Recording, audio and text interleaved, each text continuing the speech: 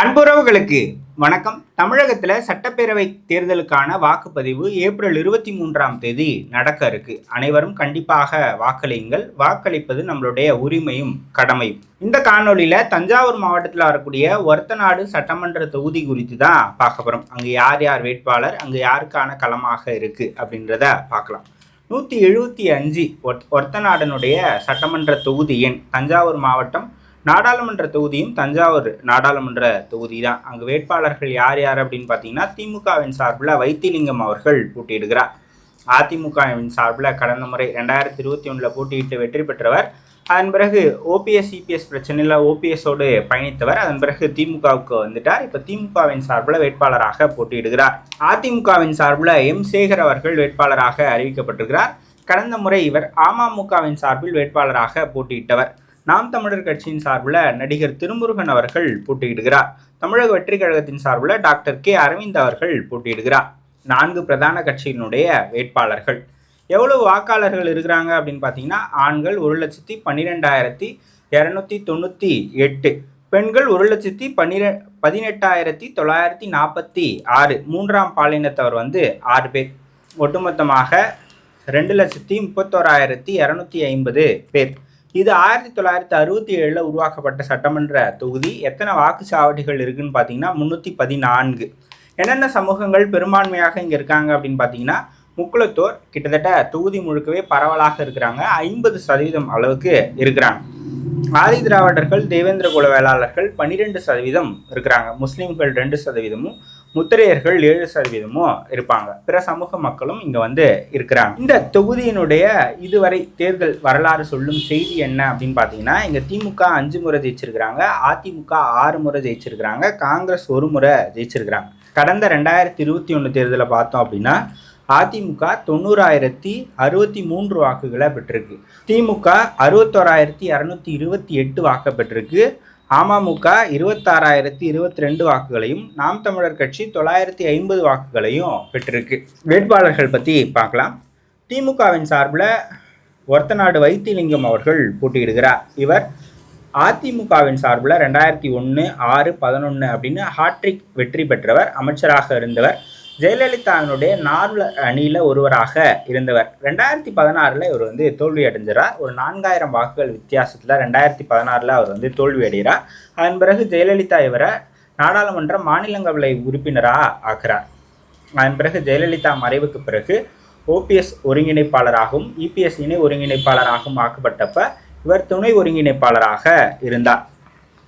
அதன் பிறகு 2021 மீண்டும் அதிமுகவின் சார்பில் ஒரத்தநாட்டில் போட்டியிட்டு வெற்றி பெற்றார். அதன் பிறகு ஓபிஎஸ் சிபிஎஸ் பிரச்சனையில் இவர் ஓபிஎஸோடு வெளியே வந்துட்டார். ஸோ ஓபிஎஸோடு பயணப்பட்டுக்கிட்டு இருந்தார். தேர்தலுக்கு ஒரு 4 மாதம் முன்னாடி அவர் திமுகவில் இணைஞ்சிட்டார்.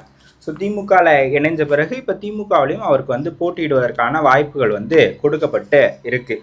ஸோ ஏற்கனவே 5 முறை போட்டியிட்டு இருக்கிறார். 4 முறை வெற்றி பெற்றிருக்கிறார். ஒரே ஒரு முறை தோல்வி. அது அதிமுகவின் சார்பில். இப்போ இவர் திமுகவின் சார்பில் நிற்க போகிறார். ஸோ மக்கள்கிட்ட எனக்கு ஓட்டு போடுங்கன்னு கேட்கணும், ரெட்டைலைக்கு போட்டுறாதீங்க, உதயசூரியனுக்கு போடணுங்க அப்படின்னு அவர் சொல்ல வேண்டிய நிலையில் இருக்கிறார். ஸோ வைத்திலிங்கம் அங்கே பெரும்பான்மையாக இருக்கக்கூடிய முக்குளத்தோர் சமூகத்தை சேர்ந்தவர் தான். அங்கே ஒரு செல்வாக்கு மிக்க நபராகத்தான் இருந்தார். அதிமுகலையும் ஒரு செல்வாக்கான நபராகத்தான் இருந்தார். தஞ்சாவூர் மாவட்டம் ஒரத்தநாட்டிலும் ஒரு செல்வாக்கு மிக்க நபர் தான். அதிமுகவின் சார்பில் எம் சேகர் அவர்கள் போட்டியிடுகிறார். கடந்த முறை அமமுகவின் சார்பில் போட்டியிட்டு 26,022 வாக்குகளை பெற்றிருக்கிறார். அதன் பிறகு அமமுகலேருந்து அதிமுகவுக்கு வந்துட்டார். அதிமுகவில் இப்போ தஞ்சாவூர் மத்திய மாவட்ட செயலாளராக இருக்கிறார். ஒரு ஹெவி வெயிட் உங்கள் தொகுதியில் இருக்கிறாங்க. இப்போ அதிமுகலே திமுகலே நீங்கள் இருக்கீங்க அப்படின்னா, உங்கள் தொகுதியில் ஒரு ஹெவி வெயிட் கேண்டிடேட் இருக்காருன்னா தொடர்ச்சியாக கட்சி அவங்களுக்கு தான் வாய்ப்பை கொடுத்துக்கிட்டே இருக்கும். ஸோ அந்த இடத்துல நம்ம வளர முடியாத நிலை வரும்போது தான் இந்த மாதிரி கட்சி மாறுவாங்க. ஒரு கட்சியிலேருந்து ஒரு கட்சி பிரியுது அப்படின்னா, ஸோ அங்கே போனால் நமக்கான வாய்ப்பு கிடைக்கும் அப்படின்ட்டு போவாங்க. அந்த மாதிரி போனவர் தான் இவர். மீண்டும் அதிமுகவுக்கே வந்துட்டார். இப்போ அதிமுகலேயே ஒரு வைத்திலிங்கம் வெளியே போனதால் வாய்ப்பு கொடுக்கப்பட்டிருக்கு.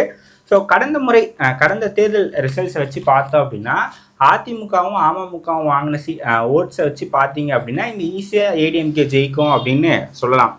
ஆனால் கடந்த முறை போட்டிட்டு எப்படி சொல்கிறது, ஒரு வேட்பாளர் இவ்வளவு வாக்கில் வாங்குறாரு அப்படின்னா அது கட்சி சார்ந்தாக இருக்கும், அவருடைய தனிநபர் சார்ந்தாகவும் இருக்கும், அவர் எம்எல்ஏவாக செய்த பணிகள், அவர் சார்ந்த சமூகம், இந்த மாதிரி நிறைய ஃபேக்டர்ஸை முன்னிறுத்தி தான் அதை வந்து அவங்க ஓட்ஸை வாங்குறாங்க.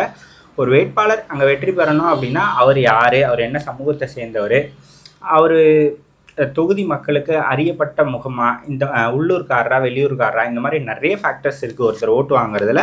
ஸோ வைத்திலிங்கம் அவர்கள் வெளியே போயிருக்கிறார் அதிமுகலேருந்து, அது என்ன அளவுக்கு இம்பாக்டை ஏற்படுத்த போகுது, இவ்வளோ நாளாக நம்ம தான் அவரை வளர்த்தோம் ஆனால் நம்மளை விட்டு அவர் போயிட்டாரு அப்படின்னு அதிமுக தொண்டர்கள் நினைக்க போகிறாங்களா, இல்லை அவரோடவும் அதிமுக திமுக இல்லைப்பா எங்களுக்கு வைத்திலிங்கம் தான் முக்கியம் அப்படின்னு நினைக்க போகிறாங்களா அப்படின்றத பொறுத்திருந்து தான் பார்க்கணும். நாம் தமிழர் கட்சியின் சார்பில் திருமுருகன் அவர்கள் போட்டியிடுகிறார். நடிகர், வில்லனாக சில பல படங்களில் நடித்தவர், களவாணியில் வில்லனாக நடித்தவர். கடந்த ஓராண்டுக்கு முன்பாகவே அவர் வேட்பாளராக அறிவிக்கப்பட்டுட்டார். தொடர்ச்சியாக அங்கே களப்பணிகளை ஓராண்டு காலமாக செஞ்சுக்கிட்டு இருக்கிறார்.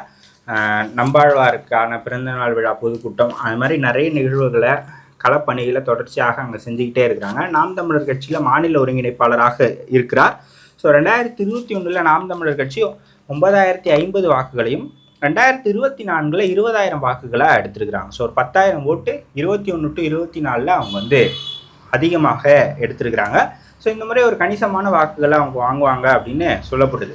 தமிழக வெற்றிக் கழகத்தின் சார்பில் டாக்டர் கே அரவிந்த் அவர்கள் போட்டியிடுகிறார். ஸோ விஜய் விசில் சின்னம் அப்புறம்தான் வேட்பாளர் அப்படின்றதுனால ஒரு கணிசமான வாக்குகளை அவரும் வாங்குவார் அப்படின்னு சொல்லப்படுது. ஸோ போட்டியை பொறுத்த வரைக்கும் வைத்திலிங்கம் அவர்களுக்கும் சேகர் அவர்களுக்குமான போட்டியாக இருக்குது. 2001 2021 வரை 5 முறை போட்டியிட்டு 4 முறை வெற்றி பெற்றிருக்கிறார் வைத்திலிங்கம். ஸோ அவருக்கான தனிப்பட்ட செல்வாக்கும் அந்த தொகுதியில் இருக்குது. எந்த அளவுக்கு ஒரு என்ன சொல்வது, ஒரு 5 மாதத்துக்கு முன்னாடி அவர் திமுகவில் இணைஞ்சிருக்கிறார். அதுக்கு அவங்களுடைய கேடஸ்லாம் அவர் எந்த அளவுக்கு தயார்படுத்தி வச்சிருக்கிறார், திமுகவில் இருக்கக்கூடியவங்க இவருக்காக எந்த அளவுக்கு வேலை செய்ய போகிறாங்க அப்படின்றதெல்லாம் பொறுத்து தான் அவருடைய வெற்றி தோல்வி அமையும். நான் எப்படி பார்க்குறேன் அப்படின்னா, வைத்திலிங்கம் அவர்கள் வெற்றி பெறுவதற்கான வாய்ப்புகள் இருக்குது அப்படின்னு தான் நான் பார்க்குறேன். ஒரு தனிநபர் செல்வாக்கும் அங்கே முக்கியம். திமுக கூட்டணி கட்சிகள் இவங்களுடைய பலம் இதெல்லாம் வச்சு அவர் எளிமையாக வெற்றி பெற்றுருவார் அப்படின்னு நான் நினைக்கிறேன். அதிமுக அமமுக இணைஞ்சு அது ஜெல் ஆச்சு அப்படின்னா அவங்க ஒரு கடுமையான போட்டியை கொடுப்பதற்கான வாய்ப்புகள் இருக்குது அப்படின்னு நான் பார்க்குறேன். ஸோ ஒரத்தநாடு தொகுதி வைத்திலிங்கம் அவர்கள் வெற்றி பெறுவதற்கான வாய்ப்புகள் இருக்குது. நீங்கள் என்ன நினைக்கிறீங்க? ஒரத்தநாட்டில் வைத்திலிங்கம் ஜெயிப்பாரா இல்லை தோல்வியை தழுவார் அப்படின்னு நினைக்கிறீங்களா அப்படின்றத கமெண்ட் செக்ஷனில் சொல்லுங்கள். இன்னொரு காணொலியில் சந்திக்கலாம். நன்றி, வணக்கம்.